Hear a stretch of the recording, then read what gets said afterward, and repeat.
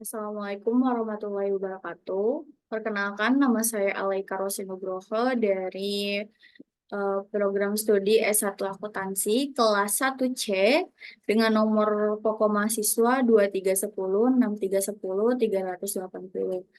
Baik, di sini saya akan mempresentasikan materi-materi setelah UTS yang terdapat 5 materi. Dan di sini saya akan memenuhi tugas proyek UAS dengan dosen pengantar literasi digitalnya adalah Pak Ade Andri Hendriadi. Baik, saya akan mulai presentasinya.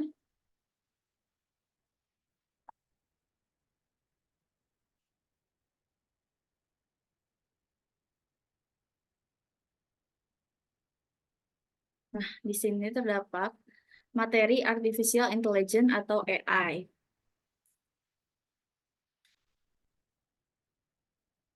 Nah, apa itu AI? AI, kecerdasan buatan, adalah bidang ilmu komputer yang dikhususkan untuk memecahkan masalah kognitif yang umumnya terkait dengan kecerdasan manusia seperti pembelajaran, penciptaan, dan pengenalan gambar. Organisasi modern mengumpulkan data dalam jumlah besar dari beragam sumber seperti sensor pintar, konten buatan manusia, alat pemantauan, dan log system. Jadi, seperti kepanjangan AI yaitu Artificial Intelligence, AI merupakan teknologi yang dirancang untuk membuat sistem komputer mampu meniru kemampuan intelektual manusia. Selanjutnya, bagaimana teknologi kecerdasan buatan berkembang? Dalam makalah penting Alan Turing dari tahun 1950, Computing Machinery and Intelligence, ia mempertimbangkan apakah mesin bisa berpikir. Dalam makalah ini, Turing pertama kali menciptakan istilah kecerdasan buatan dan menyajikannya sebagai konsep teoritis dan filosofis. Antara 1957 dan 1974, perkembangan dalam komputasi memungkinkan komputer untuk menyimpan lebih banyak data dan memproses lebih cepat. Selama periode ini, para ilmuwan mengembangkan lebih lanjut algoritma machine learning. Kemajuan di bidang ini mendorong bidang seperti Defense Advanced Research Project Agency atau DARPA untuk menyediakan dana bagi penelitian AI. Pada awalnya, tujuan utama dari penelitian ini adalah untuk menemukan apakah komputer dapat menyalin dan menerjemahkan bahasa lisan. Nah, selanjutnya, selama tahun 1980-an, peningkatan dana yang tersedia dan perangkat algoritmik yang digunakan oleh para ilmuwan dalam pengembangan AI membuat pengembang menjadi lebih efisien. David Rumelhart dan John Hockfield menerbitkan makalah tentang teknik deep learning yang menunjukkan bahwa komputer dapat belajar dari pengalaman. Dari tahun 1990 hingga awal 2000-an, para ilmuwan mencapai banyak tujuan inti AI, seperti mengalahkan juara dunia catur. Dengan lebih banyak data komputasi dan kekuatan pemrosesan di era modern dibandingkan dekade sebelumnya, penelitian AI sekarang lebih umum dan mudah diakses. AI berkembang pesat menjadi kecerdasan umum buatan sehingga perangkat lunak dapat melakukan tugas-tugas yang kompleks. Perangkat lunak dapat membuat, mengambil keputusan, dan belajar sendiri. Tugas-tugas yang sebelumnya hanya dapat dilakukan oleh manusia. Nah, tujuan AI, di sini tujuan menggunakan AI adalah untuk menciptakan sistem belajar mandiri yang memperoleh makna dari data. Kemudian, AI dapat menerapkan pengetahuan tersebut untuk memecahkan masalah baru dengan cara layaknya yang dilakukan manusia. Misalnya, teknologi AI dapat merespons percakapan manusia secara bermakna, membuat gambar dan teks asli, dan membuat keputusan berdasarkan input data nyata.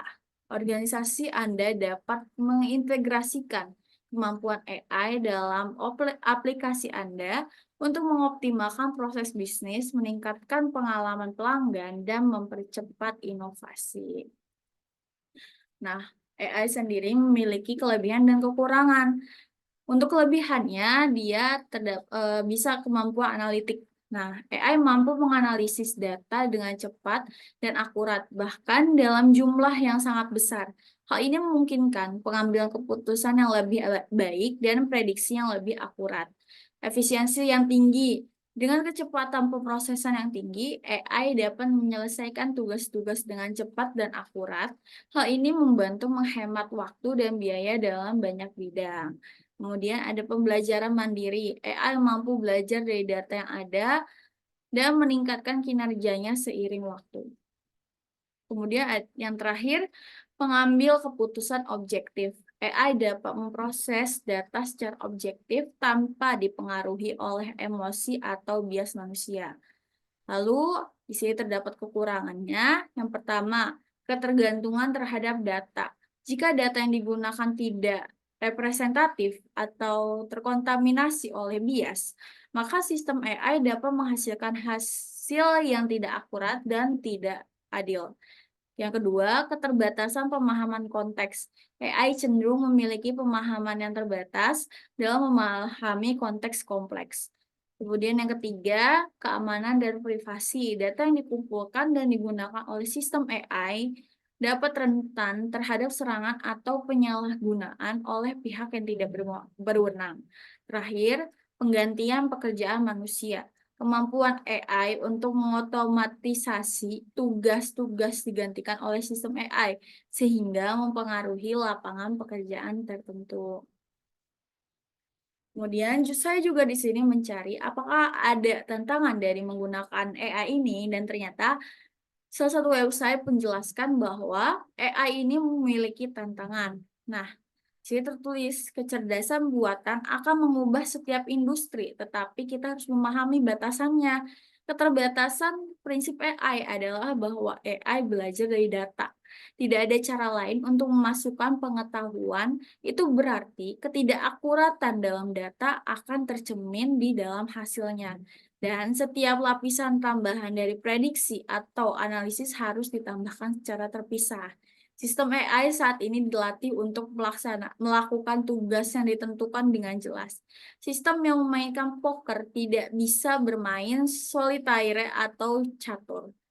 Sistem yang mendeteksi penipuan tidak dapat mengendarai mobil atau memberi Anda nasihat hukum. Bahkan, sistem AI yang mendeteksi penipuan layanan kesehatan tidak dapat secara akurat mendeteksi penipuan pajak atau penipuan klaim garansi. Dengan kata lain, sistem-sistem ini amat sangat terspesialisasi. Sistem ini berfokus pada satu tugas dan jauh dari berperilaku seperti manusia. Demikian pula, sistem belajar mandiri bukanlah sistem otonom. Teknologi AI yang Anda lihat dalam film dan TV masih merupakan fiksi ilmiah. Tetapi, komputer yang dapat menyelidiki data kompleks untuk belajar dan menyempurnakan tugas-tugas tertentu menjadi sangat umum.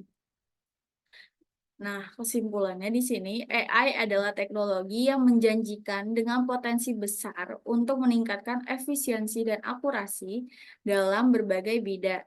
Namun, perlu diingat bahwa penggunaan AI juga harus dilakukan dengan hati-hati, mempertimbangkan kekurangan dan implikasi etis yang mungkin timbul. Nah, dalam semua materi-materi dalam PPT ini saya kumpulkan dari website-website yang membahas AI secara khusus. Kemudian saya dapat menemukan apa pengertiannya, apa kelebihan dan kekurangannya, seperti apa perkembangan dari AI itu. Kemudian ada pula tantangan dari menggunakan AI. Nah, AI ini kan sistem yang dibuat manusia. Jadi untuk sekarang kemungkinan AI untuk melebihi kepintaran dari manusia itu sangat sulit apa ya dibandingkan. Karena AI ini kan buatan manusia, nggak mungkin buatan itu melebihi dari manusia itu sendiri. Apalagi tadi kalau AI ini kekurangannya bergantung dengan data. Tanpa data, AI tidak bisa berjalan sesuai eh, apa yang menjadi spesialisasinya. Dan AI ini tidak bisa semuanya bisa. Harus ada data, harus eh, dilakukan banyak-banyak sistem, dimasukkan banyak-banyak sistem sehingga AI bisa melakukan pekerjaan lainnya. Jadi AI ini sangat bergantung pada data dan menurut saya AI ini tidak akan bisa menyaingi dari manusia yang notabene adalah pembuatnya. Oke, ini adalah sumber informasinya. Dan terima kasih. Itu adalah penjelasan dari materi pertama tentang AI atau Artificial Intelligence.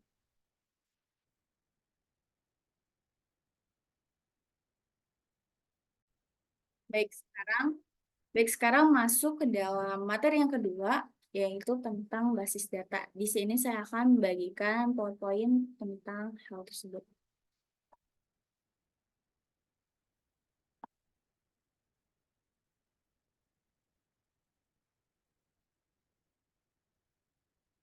Bentar.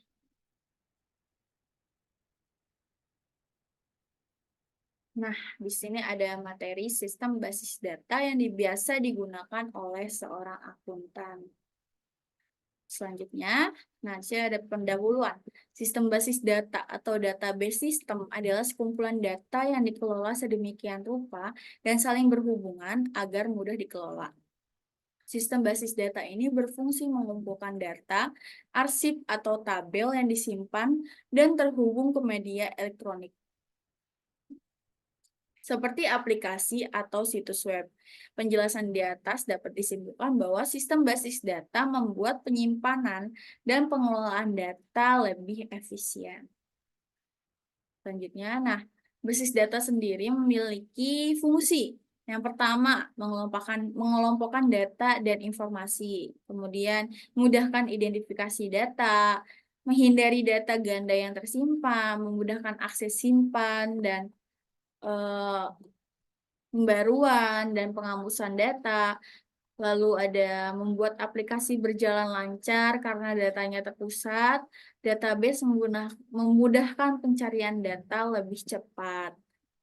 Nah, bisa dilihat di sini fungsi-fungsinya sangat bagus dan sangat membantu untuk orang-orang yang yang bekerja menggunakan database menggunakan software atau teknologi-teknologi seperti komputer.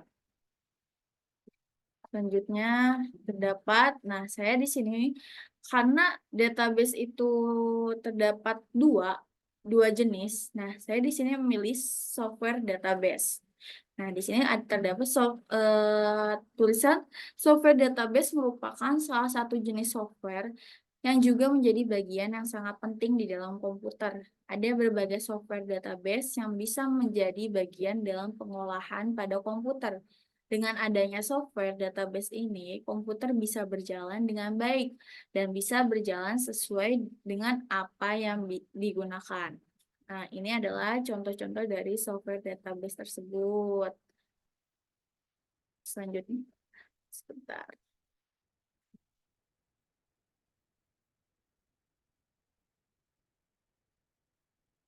Selanjutnya, nah, sistem basis data yang biasa digunakan seorang akuntan. Di sini saya menemukan beberapa contoh sistem yang biasa digunakan oleh seorang akuntan.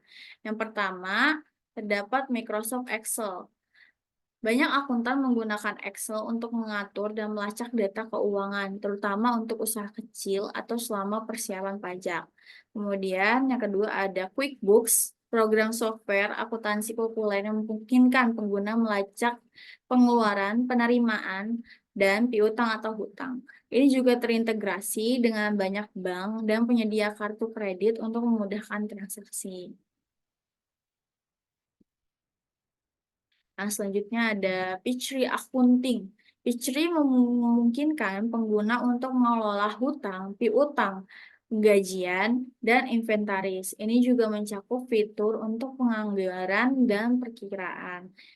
Kemudian ada MYOB Accounting. Mind Your Own Business adalah perangkat lunak akuntansi populer lainnya yang memungkinkan pengguna mengelola data keuangan, termasuk pembuatan faktur, pembayaran, dan penganggaran. Nah, di sini ada catatan. Jenis-jenis sistem basis data yang digunakan para akuntan dijelaskan pada slide sebelumnya termasuk ke dalam software database. Sebab dalam bidang akuntansi, database yang dimaksud biasanya aplikasi perangkat lunak khusus yang dirancang untuk mengolah akuntansi. Nah, jadi selama saya mencari dari berbagai sumber tentang software database atau basis data yang sering digunakan oleh para akuntan, yang saya temukan hanya aplikasi-aplikasi perangkat lunak yang jadinya termasuk ke dalam software database. Itulah mengapa saya memilih software database untuk dibahas, karena basis-basis data yang biasa digunakan oleh para angkutan itu ya perangkat-perangkat lunak yang sudah disebutkan seperti sebelumnya. Ada Microsoft Excel, MYOB Accounting, Peachtree, dan lain-lain. Jadi itu yang bisa saya temukan. Dan kemudian ada tambahan di sini ada relational database. Sebenarnya saya agak ragu apakah ini termasuk basis data yang biasa digunakan oleh para akuntan, tapi setelah membaca pengertiannya saya merasa mungkin ini bisa menjadi salah satu basis data yang biasa digunakan oleh para akuntan. Nah, relational database. Dalam sistem manajemen basis data relasional atau RDBMS, hubungan setiap data memiliki sifat yang relasional, serta tersimpan dalam bentuk kolom dan baris. Kolom dihasilkan dari tabel yang memiliki atribut, dan baris dalam tabel mewakili catatan. Setiap bidang dalam tabel juga mewakili nilai data. Database relasional merupakan tipe database yang paling populer dan sering digunakan. Beberapa produk yang bisa digunakan adalah Oracle, SQL Server, MySQL, IBM DB2, dan SQLite. Di sini ada tambahan, basis data relasional adalah sistem manajemen basis data yang menyimpan data terkait dalam tabel. Setiap tabel mewakili suatu entitas, seperti pelanggan, faktur, atau transaksi, dan setiap baris dalam tabel mewakili contoh spesifik dari entitas tersebut. Ketika informasi terkait dengan entitas lain, tabel baru dibuat untuk menyimpan hubungan antar entitas, membentuk jaringan kompleks tabel yang saling berkaitan. Hal ini memungkinkan pengambilan informasi dengan mudah dan pencatatan yang efisien. Basis data relasional digunakan oleh banyak bisnis, termasuk industri akuntansi dan keuangan. Nah, jadi relational database ini seperti yang sudah dijelaskan dalam PowerPoint, itulah sebab saya masukkan relational database dalam PPT ini. Jadi akuntansi ini tentu sangat berhubungan dengan kolom tabel, transaksi, dan lain-lain. Jadi database yang diperlukan oleh seorang akuntan tentu database yang bisa eh, membuat kolom dari tabel transaksi. Jadi itulah sebabnya saya memasukkan relational database.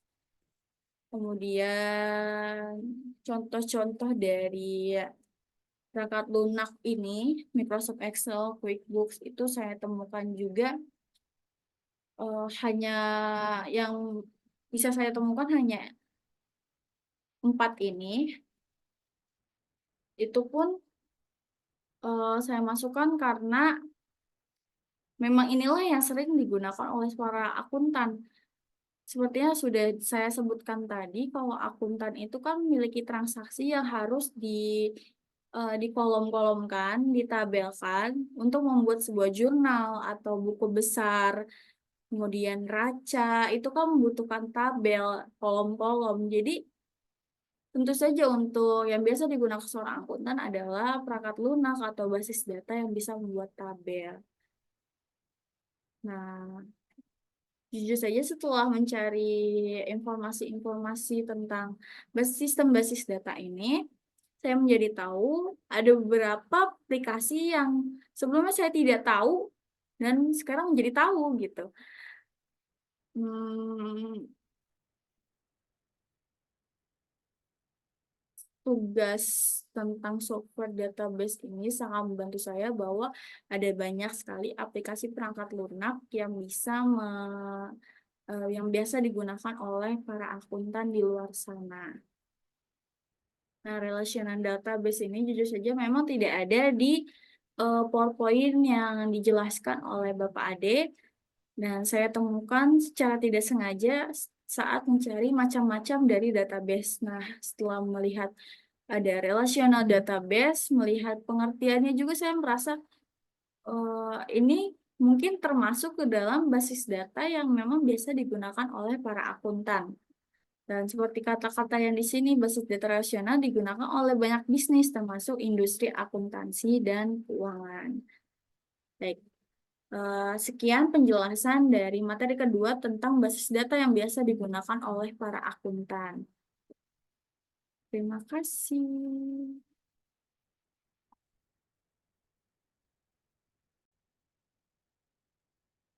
Selanjutnya, kita masuk ke dalam materi ketiga. Di sini saya akan share PowerPoint selanjutnya.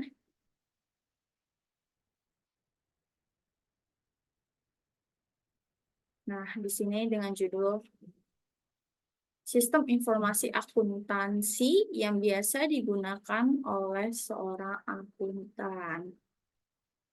Nah, masuk sistem informasi akuntansi. Dikutip dari Accounting Tools, sistem informasi akuntansi merupakan sebuah sistem yang berfungsi untuk mengolah data keuangan perusahaan untuk menghasilkan informasi yang berguna dalam pengambilan keputusan bisnis. Sistem informasi akuntansi dapat melakukan fungsi seperti mengolah, mengakumulasi, dan membuat laporan informasi yang berkaitan dengan keuangan atau finansial perusahaan.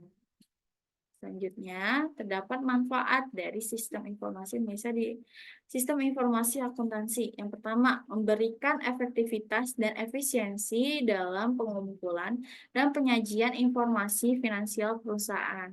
Yang kedua, memudahkan klasifikasi data-data keuangan perusahaan seperti transaksi penjualan, pembelian, dan biaya produksi. Yang ketiga, meningkatkan kualitas penyusunan anggaran, produksi, dan mengurangi pengeluaran yang tidak diperlukan. Yang keempat, mempermudah interaksi dan komunikasi data keuangan masing-masing departemen. Nah, dari sini sistem informasi akuntansi ternyata memiliki manfaat yang sangat bagus untuk jalannya eh, efektivitas untuk penyajian informasi finansial dari perusahaan tersebut. Nah, di sini terdapat fungsi. Yang pertama, mengumpulkan dan menyimpan data. Accounting Information System berfungsi sebagai sistem untuk mengumpulkan data-data yang berkaitan dengan transaksi yang dilakukan perusahaan. Data yang sudah dikumpulkan dapat disimpan dengan sistematis dengan memanfaatkan AIS. Yang kedua, mengolah data. Accounting Information System berfungsi untuk mengolah data keuangan sehingga menghasilkan informasi yang berguna untuk kebutuhan manajerial, laporan keuangan, dan bahan pertimbangan dalam membuat keputusan perusahaan. Nah, di sini terdapat komponen sistem informasi akuntansi. Di sini komponen si A terdapat infrastruktur teknologi informasi, termasuk komputer, peralatan pendukung, dan peralatan yang komunikasi jaringan. Kemudian ada orang-orang yang mengoperasikan sistem dan melaksanakan berbagai fungsi. Kemudian terdapat prosedur-prosedur baik manual maupun terotomatisasi dan dilibatkan dalam mengumpulkan, memproses, dan menyimpan data tentang aktivitas-aktivitas organisasi. Lalu ada data tentang proses-proses bisnis organisasi, dan terakhir ada software yang dipakai untuk memproses data-data organisasi. Nah, di sini terdapat pula sumber dari foto komponen-komponen sistem informasi akuntansi ini. Nah, di sini ada contohnya. Contoh yang pertama itu ada Chris Hand. Software satu ini sangat mendukung pelaporan pajak secara optimal. Terdapat formulir pajak yang sesuai dengan peraturan Indonesia. Adanya sistem ini tentu membuat pelaporan pajak lebih mudah. Nah, ternyata ada satu sistem informasi akuntansi yang baru saya ketahui, yang namanya adalah Chris Hand, yang ternyata eh, bisa mendukung pelaporan pajak secara optimal. Tentu ini sangat dibutuhkan oleh para akuntan yang pastinya berhubungan dengan pajak. Adanya Krisen tentu membuat pelaporan pajak lebih mudah untuk para orang-orang yang berkecimpung dalam dunia akuntan atau untuk jalannya perusahaan. Nah, yang kedua ada akurat. Sistem informasi akuntansi ini hadir dengan interface yang mirip Mind Your Own Business Accounting, akan tetapi terdapat perbedaan dalam bentuk form dan laporan yang bisa disesuaikan dengan kebutuhan. Sistem informasi akuntansi ini dilengkapi dengan sistem pelaporan pajak sesuai dengan peraturan Indonesia. Selain itu ada dukungan multi-currency yang membuat sistem satu ini lebih mutakhir. Nah, seperti Chris Hand sebelumnya, ternyata akurat ini membantu untuk pelaporan pajak. Yang lagi-lagi memang membantu akuntan atau orang-orang dalam suatu perusahaan untuk menangani pelaporan pajak. Nah, ternyata akurat juga lebih mutakhir karena ada dukungan multi-currency. Di sini juga terdapat sumber yang saya dapat untuk informasi dan sumber dari foto ini. Nah, dari sistem informasi akuntansi yang biasa digunakan oleh seorang akuntan ini, saya bisa tahu apa itu pengertiannya, kemudian apa manfaatnya. Ternyata manfaatnya sangat eh, menurut saya ini manfaat yang sangat bagus untuk jalannya orang-orang yang berkecimpung dalam akuntan. Apalagi memberikan efektivitas dalam efisiensi dan memberikan efektivitas dan efisiensi dalam pengumpulan dan penyajian informasi finansial perusahaan. Sebagai mahasiswa akuntansi, saya merasa bahwa walaupun saya ini masih belajar dasar-dasar tentang akuntansi, saya ini masih cukup kesulitan untuk menyajikan informasi dari transaksi perusahaan-perusahaan. Nah, walaupun sudah ada dari dosen yang mengajari saya contoh-contoh transaksi, tapi tetap saja penyajian informasi finansial di perusahaan atau transaksi itu sangat sulit dikumpulkan, dan apalagi kalau sudah masuk ke dalam jurnal-jurnal itu akan sangat sulit jika informasi-informasinya itu melenceng atau ada yang salah. Nah, itu akan sulit sekali. Jadi sistem informasi akuntansi ini sangat membantu. Kemudian memudahkan klasifikasi data-data keuangan perusahaan, transaksi penjualan, ya, itu yang sudah saya sebutkan tadi. Punya manfaat-manfaat ini sangat bagus untuk orang-orang yang berkecimpung dalam dunia akuntansi. Nah, komponen-komponen sistem informasi akuntansi juga saya baru tahu ternyata ada 5 komponen yang orang-orang itu kita termasuk dalam komponen sistem informasi tersebut. Karena kita adalah orang yang mengoperasi sistem dan melaksanakan berbagai fungsinya. Saya baru tahu bahwa saya sendiri termasuk dalam komponen sistem informasi akuntansi. Nah, ternyata juga terdapat prosedur-prosedur, lalu ada infrastruktur teknologi informasinya, software, lalu ada data. Nah, di sini saya hanya bisa mendapatkan dua contoh tentang sistem informasi akuntansi, karena baik lagi sistem informasi akuntansi ternyata setiap saya mencari tahu itu yang muncul ada Microsoft Excel, Microsoft Excel, terus MYOB accounting itu lagi yang muncul, yang akhirnya saya memilih Chris Hand dan Akurat yang belum saya bahas di PowerPoint sebelumnya. Nah, pajak itu kan pasti berhubungan juga dengan dunia akuntansi, bidang akuntansi ini.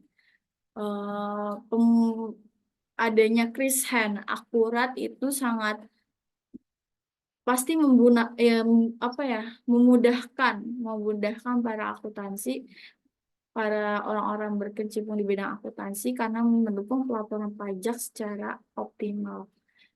Untuk membuat pelaporan pajak itu tentu tidak mudah, apalagi dalam memasukkan data atau jika tidak apa ya, kayak ada kesulitan kan, pelaporan pajak secara manual itu akan sulit.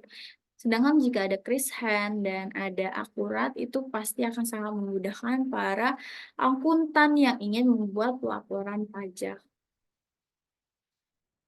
Nah, itu saja penjelasan dari saya mengenai sistem informasi akuntansi yang biasa digunakan oleh para akuntan.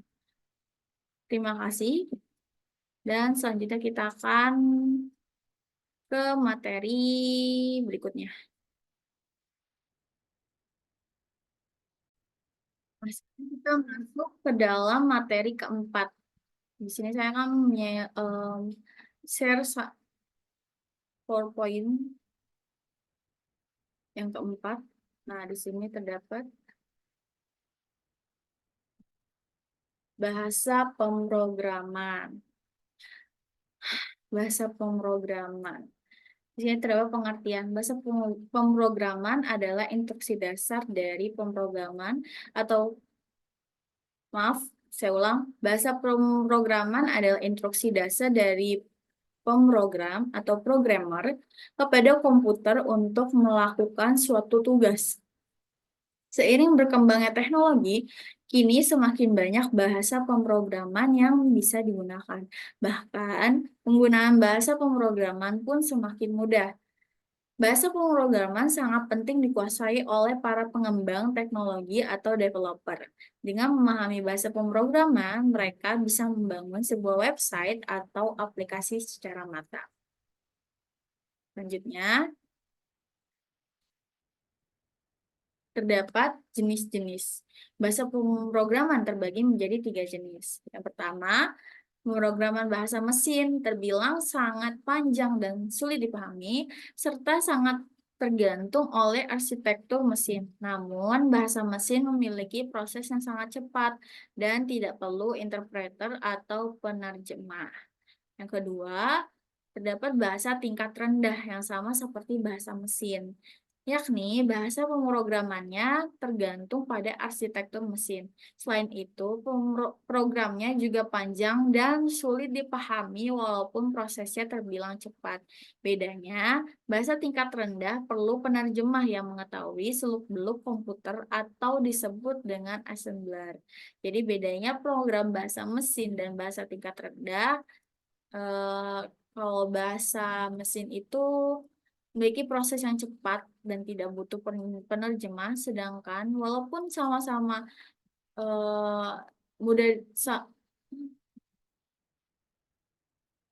walaupun sama-sama bergantung pada arsitektur mesinnya, bahasa tingkat rendah ini programnya panjang dan sulit dipahami walaupun prosesnya terbilang cepat dan butuh penerjemah. Kemudian, yang ketiga, bahasa tingkat tinggi yang menyerupai struktur bahasa manusia, sehingga mudah dipahami. Selain itu, bahasa pemrograman ini tidak tergantung pada arsitektur mesin, akan tetapi perlu penerjemah berupa compiler atau interpreter. Nah, di sini dapat fungsi dari bahasa pemrograman. Dikutip dari buku Membuat Sistem Informasi Gadai Online menggunakan kode Liter serta kelola proses pembuatannya oleh Muhammad Yusril Helmi Setiawan, fungsi bahasa pemrograman adalah memerintahkan sebuah komputer untuk mengolah suatu data sesuai dengan logika yang kita inginkan. Lalu, hasil dari bahasa pemrograman biasanya dibuat dalam bentuk program ataupun aplikasi. Sebagai contoh, lampu lalu lintas di jalan raya sudah terhubung oleh program komputer. Jika tidak, maka akan sulit mengatur lampu lalu lintas selama 24 jam. Selain itu, fungsi dari bahasa pemrograman digunakan untuk membuat aplikasi permainan, antivirus, website, dan software. Seiring majunya perkembangan teknologi, kini bahasa pemrograman makin sering digunakan manusia untuk memerintahkan komputer. Nah, ini ada fungsi-fungsi dari bahasa pemrograman. Ternyata fungsi-fungsinya, saya baru tahu bahwa lampu lalu lintas di jalan raya itu terhubung oleh program komputer. Ya, memang benar sih akan sulit mengatur lampu lalu lintas selama 24 jam. Jadi itu adalah contoh yang sangat membantu saya mudah memahami fungsi dari pemrograman. Nah, lalu masuk ke dalam topik pemrograman bahasa C. Di sini ada pengertian. Bahasa C adalah suatu bahasa pemrograman. Bahasa C termasuk sebagai bahasa pemrograman tingkat menengah. Maksudnya, bahasa C bisa dipelajari dengan lebih mudah karena mudah dimengerti tapi mempunyai kemampuan yang tinggi. Bahasa pemrograman C, maaf sebelumnya ini dibaca bahasa pemrograman C, sangat cocok untuk memperkenalkan konsep pemrograman untuk pemula.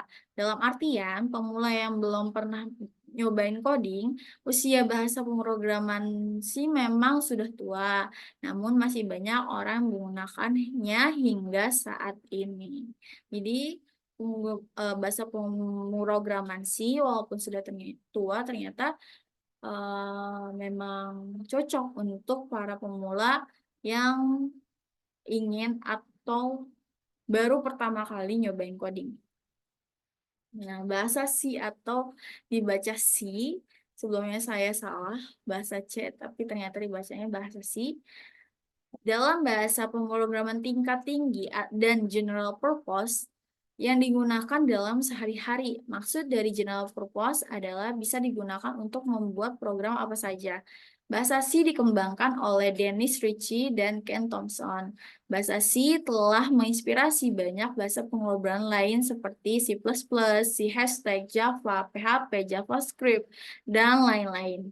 Bahasa-bahasa tersebut memiliki sintaks mirip dengan C. Bahasa C dijuluki juga sebagai God's Programming Language, yang artinya bahasa C ayah dari semua bahasa pemrograman lain. Jadi, dapat disimpulkan bahwa semua bahasa pemrograman itu awalnya itu dari bahasa C. Nah, di sini ada kelebihan dan kekurangan.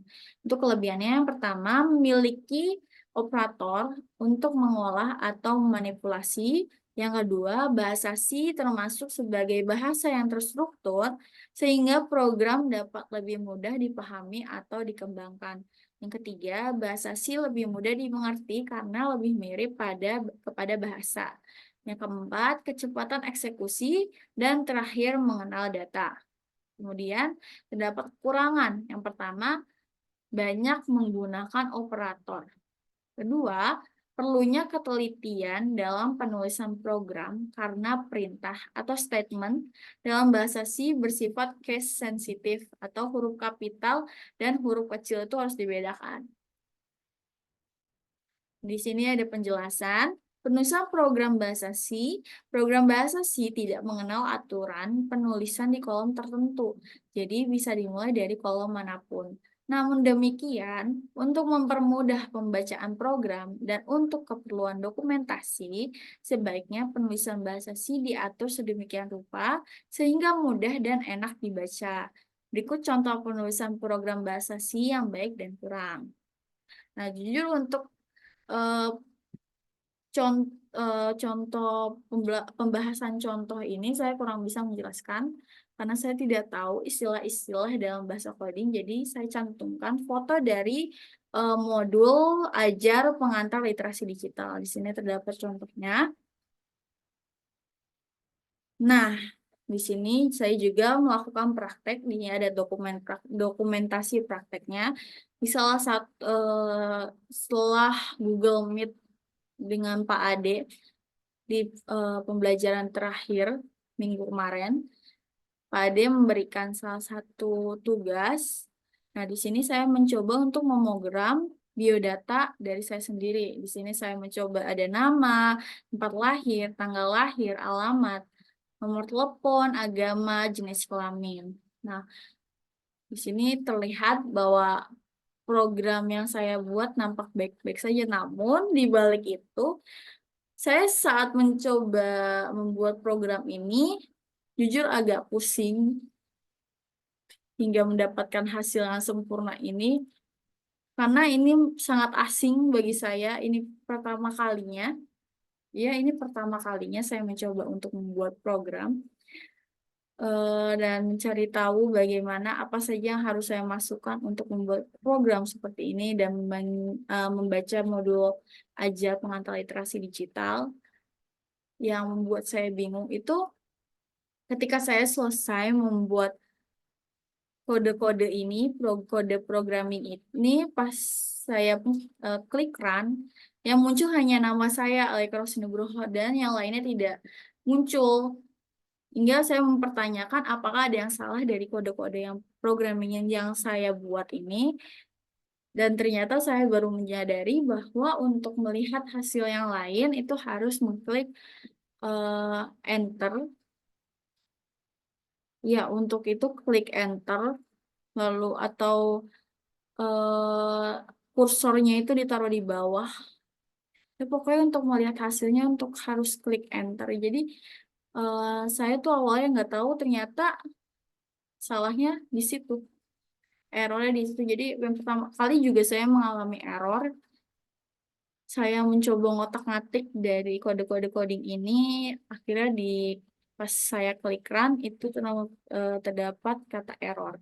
Saya coba lagi dari awal dan hingga hasilnya seperti ini.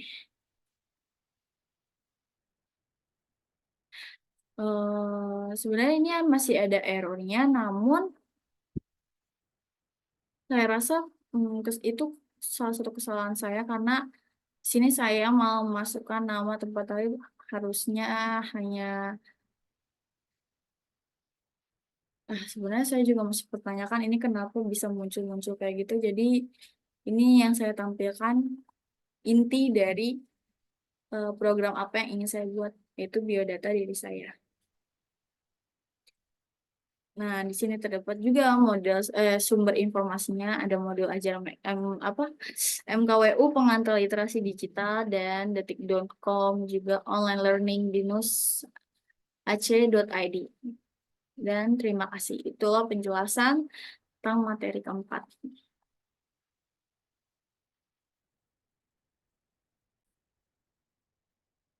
Masuk ke materi yang terakhir tentang big data. Sini saya akan share screen materi dari materi terakhir. Nah, big data. Apa itu big data? Big data adalah istilah yang menggambarkan volume data yang besar dan sulit dikelola, baik terstruktur maupun tidak struktur, yang membanjiri bisnis sehari-hari. Namun, bukan hanya jenis atau jumlah data saja yang penting, namun apa yang dilakukan organisasi terhadap data tersebutlah yang penting. Big data dapat dianalisis untuk mendapatkan wawasan yang meningkatkan keputusan dan memberikan kepercayaan diri untuk membuat langkah bisnis strategis. Nah, konsep big data mempercepat sebuah revolusi baru dalam proses pengelolaan data dengan skala besar di berbagai disiplin ilmu dan teknologi. Oleh karena itu, tools dan teknik inovatif harus dikembangkan dalam analisis data untuk memenuhi tantangan dan target dalam menganalisis kumpulan data dengan skala besar. Berdasarkan hal ini, maka diperlukan kerangka kerja yang mampu diterapkan pada komputasi berkecepatan tinggi serta sistem penyimpanan yang mampu secara dinamis menampung data dengan skala besar. Selanjutnya terdapat karakteristik. Generasi data skala besar ini memiliki 3 karakteristik utama yang harus diperhatikan, yaitu volume, kecepatan, dan bentuk data yang lebih beragam. Karakteristik ini dapat disebut dengan 3V model. Yang pertama, volume. Organisasi mengumpulkan data dari berbagai sumber, termasuk transaksi, perangkat pintar, peralatan industri, video, gambar, audio, media sosial, dan banyak lagi. Di masa lalu, menyimpan semua data akan memakan banyak biaya yang sangat besar. Namun, penyimpanan yang lebih murah dengan menggunakan data lake, Hadoop, dan cloud telah meringankan beban tersebut.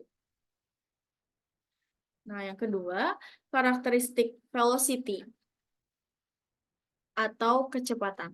Dengan pertumbuhan Internet of Things, data mengalir ke bisnis dengan kecepatan yang belum pernah terjadi sebelumnya dan harus ditangani tepat waktu. Tag RFID, sensor, dan pengukur pintar mendorong kebutuhan ini untuk menangani aliran data ini hampir secara real time. Yang ketiga, variasi atau variation. Data tersedia dalam berbagai jenis format, mulai dari data numerik, terstruktur dalam database tradisional, hingga dokumen teks tidak terstruktur, email, video, audio, data ticker saham, dan transaksi keuangan. Kemudian model ini berkembang menjadi 5V model untuk mendefinisikan karakteristik data yang terdiri dari volume, velocity, variety, veracity, dan value. Kebenaran veracity.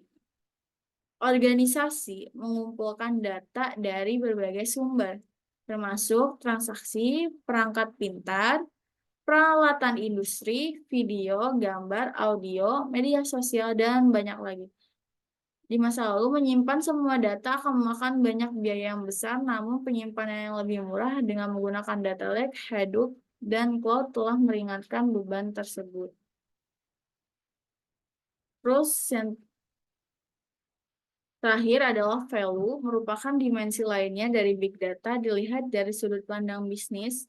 Organisasi perlu memperhatikan value dari big data untuk meningkatkan keuntungan dengan meminimalkan biaya operasional, tetapi tetap dapat memberikan layanan yang lebih baik kepada pengguna. Data mentah dalam bentuk aslinya memiliki nilai yang rendah, tetapi dengan menerapkan analisis data akan mengubah data tersebut menjadi aset dan bernilai tinggi. Di sini saya menampilkan fungsi dari big data. Yang pertama, big data dapat menentukan serta menganalisa sebuah masalah yang kemudian digunakan untuk dapat meminimalisir sebuah kegagalan di dalam proses penyimpanan data. Hasil analisisnya sendiri dapat ditampilkan secara langsung atau real time. Kemudian yang kedua, pengambilan sebuah keputusan yang cerdas dan tepat.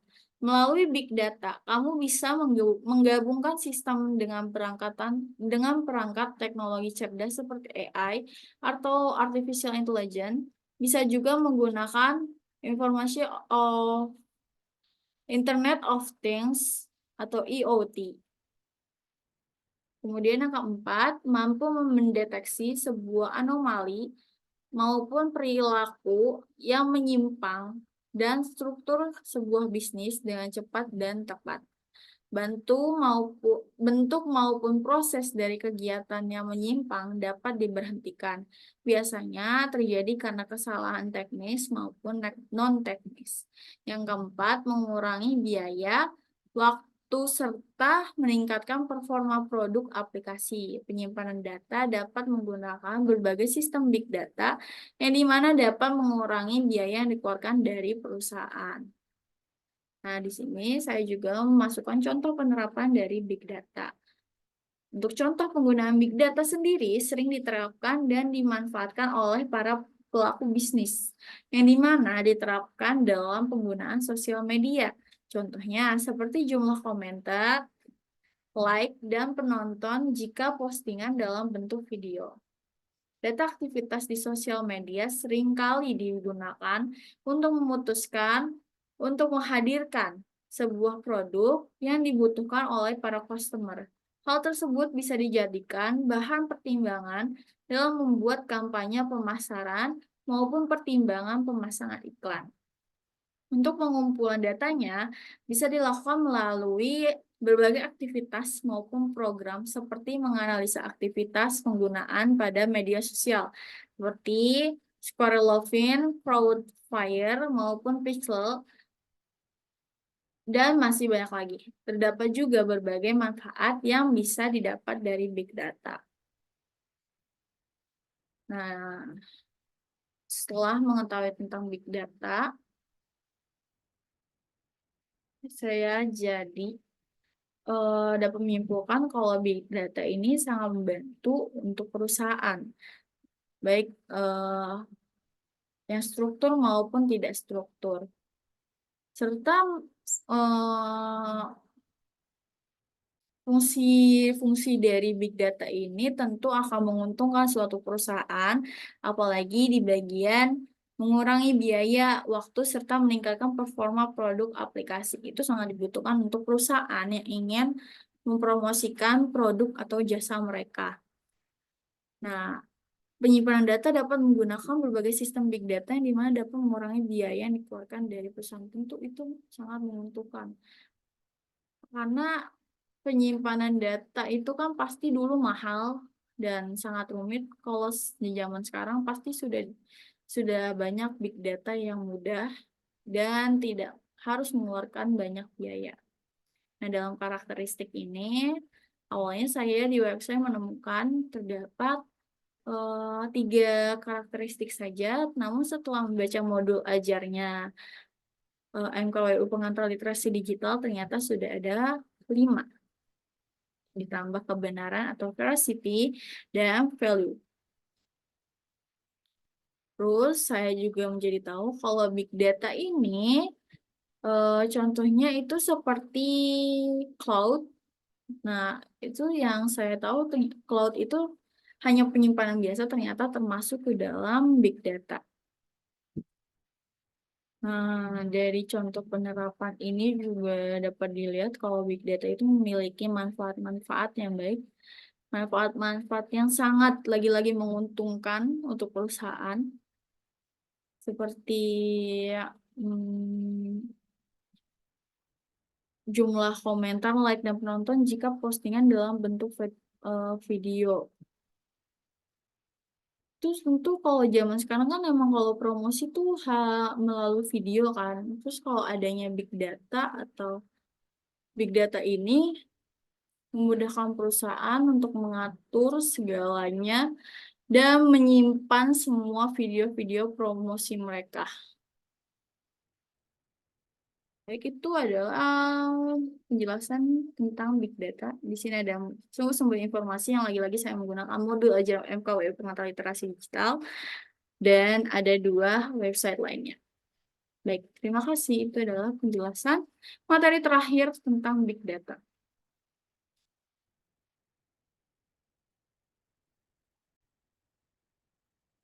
Baik, itu adalah 5 materi yang dimulai dari Artificial Intelligence atau AI, kemudian basis data yang biasa digunakan oleh para akuntan, sistem informasi akuntansi yang biasa digunakan oleh para akuntan, kemudian yang keempat ada bahasa pemrograman, Dan terakhir adalah Big Data. 5 materi ini adalah 5 materi yang sudah dibahas untuk materi-materi setelah pelaksanaan UTS. Nah, semoga video materi yang sudah saya jelaskan sebelumnya bisa bermanfaat dan terima kasih sudah mendengarkan saya dari awal sampai akhir. Dengan ini, saya sudah melaksanakan eh, tugas dari proyek ulangan akhir semester dengan dosen pengampunya adalah Pak Ade Andri Hendriyadi, yaitu dari mata kuliah pengantar literasi digital. Semoga dapat membuat kalian mendapatkan informasi-informasi baru tentang materi-materi sebelumnya. Terima kasih. Wassalamualaikum warahmatullahi wabarakatuh.